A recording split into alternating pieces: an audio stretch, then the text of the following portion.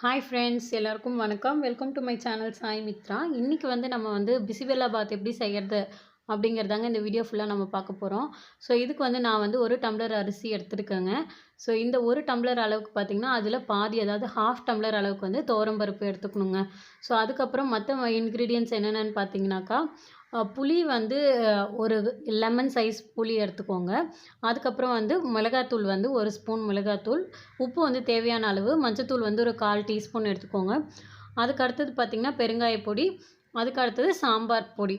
So அதுக்கடுத்து வெஜிடபிள்ஸ்னு பார்த்திங்கனாக்கா, வெங்காயம், தக்காளி, கத்திரிக்காய், பீன்ஸ், கேரட்டு, 2 பச்சை மிளகாய் எடுத்திருக்கேன். உங்களுக்கு காரத்துக்கு ஏற்ற மாதிரி எடுத்துக்கோங்க. அப்புறம் 3 பூண்டு, சவ் உருளைக்கிழங்கு பார்த்திங்கன்னா சைடிஷ்காக நான் எடுத்து வச்சுருக்கேன். அதையுமே நான் பருப்போடு சேர்த்து வேக வைக்க போகிறேன். ஸோ பாருங்கள், தக்காளியை மட்டும் கட் பண்ணி போட்டுட்டு அண்ட் பச்சை மிளகா, பூண்டு இது எல்லாமே ஒன்றாவே பருப்போடு சேர்த்து வேக வைக்கிறேன். பக்கத்துலேயே பார்த்திங்கன்னா புளியையும் நான் ஊற வைக்கிறதுக்கு தண்ணியில் போட்டு வச்சுட்டேன். ரைஸையும் பார்த்திங்கன்னா நான் ஊற வச்சுருக்கேன். அப்போ தான் நல்லா குழஞ்சி வரும். ஸோ பருப்பு நல்லா விசில் விட்டு 1க்கு 4 விசிலாக நல்லா குழையிற மாதிரி எடுத்துக்கோங்க. எடுத்துகிட்டு நீங்கள் என்ன பண்ணுறீங்க அப்படின்னா, அதில் போட்டிருக்க உருளைக்கிழங்கு சைடிஷ்க்கு இல்லையா, ஸோ அதை மட்டும் நீங்கள் வெளில எடுத்துருங்க. வெளில எடுத்துகிட்டு மற்ற ஐட்டம்ஸ்லாம் இருக்குது இல்லைங்களா, எல்லாத்தையும் அப்படியே நல்லா கடைஞ்சிக்கோங்க. இல்லை அது அப்படியே கரண்டி வச்சு மசிச்சிங்கனாலே ரெடி ஆகிடும். அதுக்கடுத்து நம்ம கட் பண்ணி வச்சுருக்க வெஜிடபிள்ஸ் எல்லாமே பார்த்திங்கன்னா எடுத்து அதுக்கு அடுத்த ஸ்டெப் நம்ம மூவ் ஆக போகிறோம். என்ன பண்ணோம் அப்படின்னு பார்த்தீங்கன்னாக்கா, ஒரு வானல் எடுத்துக்கிறேன். வானலில் ஒரு 2 to 3 டேபிள் ஸ்பூன் அளவுக்கு ஆயில் ஆட் பண்ணிக்கிறேன். இப்போ நம்ம கட் பண்ணி வச்சுருக்க எல்லா வெஜிடபிள்ஸையும் என்ன பண்ணணும் அப்படின்னா, ஒன்று ஒன்றா அதில் ஆட் பண்ணணும். நல்லா வதக்கிறதுக்காக கேரட்டு, சவ்வு, அடுத்தது பார்த்திங்கன்னா பீன்ஸு, வெங்காயம் ஹாஃப் தான் நான் ஆட் பண்ண போகிறேன். மீதி பாதி நான் உருளைக்கிழங்கு தொட்டுக்கைக்காக வச்சுக்க போகிறேன். ஸோ ஹாஃப் ஆட் பண்ணிவிட்டேன். அது ரெண்டும் பார்த்திங்கன்னா உருளைக்கிழங்குக்கு எல்லாத்தையுமே நல்லா நான் ஃப்ரை பண்ண போகிறேன். இந்த பச்சை வாசனை லைட்டாக போச்சு அப்படின்னா அதுவே போதும். கூட அதுக்கப்புறம் கத்திரிக்காய் ஆட் பண்ண போகிறேன். லாஸ்ட்டாக கத்திரிக்காய் ஆட் பண்ணி நல்லா வதக்கிக்கிறேன். நல்லா வதக்கின அப்புறம் நான் என்ன பண்ண போகிறேன் அப்படின்னு பார்த்தீங்கன்னா, எடுத்து அதை இப்போ பாருங்கள், நல்லா ஜஸ்ட் அந்த பச்சை வாசனை நல்லா போயிடுச்சு அப்படின்னா எடுத்து நீங்கள் இந்த பருப்பு கூடவே அதை ஆட் பண்ணிக்க வேண்டியது தான். ஆட் பண்ணிவிட்டு ஜஸ்ட்டு மிக்ஸ் பண்ணி விட்டுருங்க. இப்போ அதுக்கு மிளகாத்தூள் 1 டேபிள் ஸ்பூன் எடுத்து வச்சுருக்கோம் இல்லையா, அது உப்பு தேவையான அளவுக்கு உப்பு ஆட் பண்ணிக்கோங்க.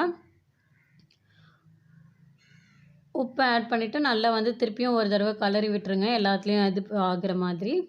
அப்புறம் ஆச்சி சாம்பார் பவுடர் இருக்குங்களா, உங்கள்கிட்ட எந்த சாம்பார் பவுடர் இருக்குது அப்படின்னாலும் நீங்கள் ஆட் பண்ணிக்கலாம். உங்களுக்கு தேவைக்கேற்ப நீங்கள் ஆட் பண்ணிக்கோங்க.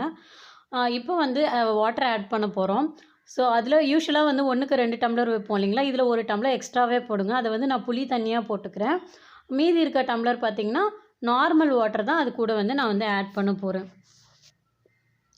ஸோ வாட்டர் ஆட் பண்ணிவிட்டு நம்ம என்ன பண்ணோம் அப்படின்னா, ஒரு கொதி வர வரைக்கும் வெயிட் பண்ணுவோம். ஒரு கொதி நல்லா வந்துருச்சு அப்படின்னா இப்போ நம்ம என்ன பண்ணலாம் அப்படின்னா, அரிசியை ஆட் பண்ணிட வேண்டியது தான்.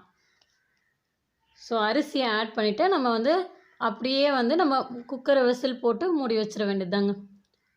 ஜஸ்ட் எல்லாமே நல்லா கலங்குற மாதிரி வச்சுட்டு குக்கரை வெயிட் போட்டு மூடி வச்சிட வேண்டியது தான். ஸோ யூஸ்வலாக விடுறத விட ஒரு விசில் நீங்கள் எக்ஸ்ட்ரா விடணும். எக்ஸ்ட்ரா விட்டிங்கன்னா நல்லா ஓப்பன் பண்ணி பார்க்கும்போது நல்லா பார்த்திங்கன்னா சாதம் நல்லா குழஞ்சிருக்கும். எல்லா வெஜிடபிள்ஸும் நல்லா ஈஸியாக மசிஞ்சு போயிருக்கும்.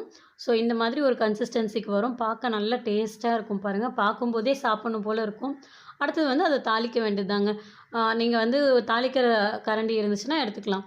ஸோ அதை எடுத்து வச்சு இப்போ இந்த மாதிரி ஒரு பிசிபெல்லாபாத் செய்யும்போது பார்த்திங்கன்னா, பிசிபெல்லாபாத்தோ சாம்பார் சாதமோ குழந்தைங்களுக்கோ யாருக்கு கொடுக்கணுனாலும் இதில் நெய் ஆட் பண்ணிங்கன்னா நல்லாயிருக்கும். நெய் ஒரு 2 டேபிள் ஸ்பூன் அளவுக்கு எடுத்துக்கோங்க. இது கூடவே கொஞ்சம் ஆயிலையும் ஆட் பண்ணிக்கோங்க. 1 ஸ்பூன் இல்லை 2 ஸ்பூன் உங்களுக்கு எவ்வளோ தேவையோ அதுக்கேற்ற மாதிரி பார்த்து ஆயில் ஆட் பண்ணிக்கோங்க. இதில் கடுகு போடுங்க. கடுகு நல்லா பொரிஞ்ச உடனே நீங்கள் என்ன ஆட் பண்ணணும் அப்படின்னா, ஜீரகம் ஆட் பண்ணிக்கோங்க. 1 ஸ்பூன் அளவுக்கு ஜீரகம் ஆட் பண்ணிக்கோங்க. அப்புறம் கருவேப்பிலை. ஸோ அதெல்லாம் நல்லா பொரிஞ்ச உடனே கருவேப்பிலை போட்டுக்கோங்க. கருவேப்பிலை நல்லா தாளித்த உடனே இதில் எடுத்து சாதத்தில் நீங்கள் போட்டு அப்படியே கிளறி விட்டுட வேண்டியதாங்க. ஸோ இப்படி பண்ணிங்கன்னா நெய் நல்லா மிக்ஸ் ஆகிற அளவுக்கு நீங்கள் கிளறி விட்டு நல்லா பரிமாறினீங்க அப்படின்னாலே நல்லா சாப்பிட்ணுன்னு தோணும். இது கூட கொத்தமல்லியும் ஆட் பண்ணிக்கோங்க. புதினா இருந்துச்சு அப்படின்னாலும் இன்னும் டேஸ்ட்டாக இருக்கும், இன்னும் நல்லா வாசனையாகவும் இருக்கும். ஸோ நல்லா மிக்ஸ் பண்ணிவிட்டு நீங்கள் சர்வ் பண்ண வேண்டியது தான். ஸோ இப்போ நம்ம பொட்டேட்டோ சைடிஷ்க்கு போயிடலாங்க. ஸோ ஒரு வானல் எடுத்து வச்சுட்டு அதுக்கு என்னென்னா ஒரு 2 to 3 டேபிள் ஸ்பூன் அளவுக்கு நான் எண்ணெய் ஆட் பண்ணுறேன். இது நம்ம நார்மலி செய்கிற உருளைக்கிழங்கு தான். ஒரு 2 to 3 டேபிள் ஸ்பூன் போட்டுட்டு அடுத்தது அதில் கடுகு ஆட் பண்ணுறேன். ஸோ அது கொஞ்சம் பொரிஞ்ச உடனே என்ன பண்ண போகிறேன்னா, இந்த வெங்காயம், தக்காளி இருக்கு இல்லைங்களா? ஸோ அதெல்லாம் வந்து ஒண்ணு ஒண்ணா நான் வந்து ஆட் பண்ணுறேன். பூண்டையும் இப்போவே ஆட் பண்ணிடுறேன். பூண்டு வந்து பச்சை வாசனை போகணும் இல்லையா? அதனால ஃபஸ்ட்டே போட்டுருங்க. ஸோ அது நல்லா வந்து இது மாதிரி இந்த மாதிரி ஒரு பேஸ்ட் மாதிரி நல்லா வந்து வேகணும்.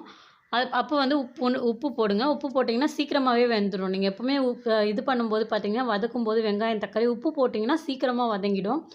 இப்போ வந்து கருவேப்பிலை ஆட் பண்ணிக்கலாம் நம்ம. ஸோ இதெல்லாம் ஆட் பண்ணி முடிச்ச உடனே நம்ம வந்து இது வந்து ஓரளவுக்கு வதங்கினதும் நம்ம வந்து டம்ளர் அளவுக்கு தண்ணி ஊற்றிக்கலாம். தண்ணி ஆட் பண்ணிக்கலாங்க. அடுத்தது வந்து 1 ஸ்பூன் வந்து இது மிளகாய் தூள் போட்டுக்கோங்க.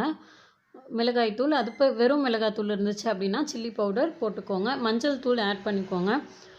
மஞ்சள் தூள் கூட பார்த்திங்கன்னா என்னென்னா உப்புலாம் முன்னாடியே நம்ம போட்டுட்டோம். அது கொஞ்சம் கொதி வரணும். ஸோ உங்களுக்கு வாட்டர் வந்து நல்லா உருளைக்கிழங்கு வெந்துருச்சு அப்படின்னா நீங்கள் தண்ணி ஆட் பண்ணணும்னு அவசியமே இல்லை. இல்லைனா நீங்கள் ஒரு டம்ளர் தண்ணி ஆட் பண்ணிக்கோங்க. இப்போ வந்து உருளைக்கிழங்கு நம்ம போட்டுடலாம்.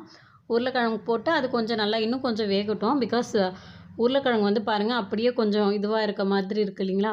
ஸோ அது நல்லா வேகட்டும், வெந்து வர அளவுக்கு இருக்கட்டும். அதனால வந்து ஒரு டம்ளர் நம்ம தண்ணி ஆட் பண்ணி வச்சுருக்கோம். ஸோ இப்போ பாருங்கள் நல்ல ஒரு கிரேவி மாதிரி ஒரு கன்சிஸ்டன்சி வந்திருக்கு பாருங்கள் நமக்கு. ஸோ இந்த மாதிரி தாங்க வரும். நல்லா வந்து இதுக்கு வந்து சூப்பர் சைடிஷ் இது தான் பாருங்கள். நல்லா வந்து பார்க்கும்போதே சாப்பிடணும் போல் இருக்குது இல்லைங்களா? ஸோ இதை பாருங்கள் நீங்களும் வீட்டில் வந்து ப்ரிப்பேர் பண்ணி செஞ்சு சாப்பிட்டு பாருங்கள். உங்களுக்கு கண்டிப்பாக பிடிக்கும். வேற ஒரு வீடியோவில்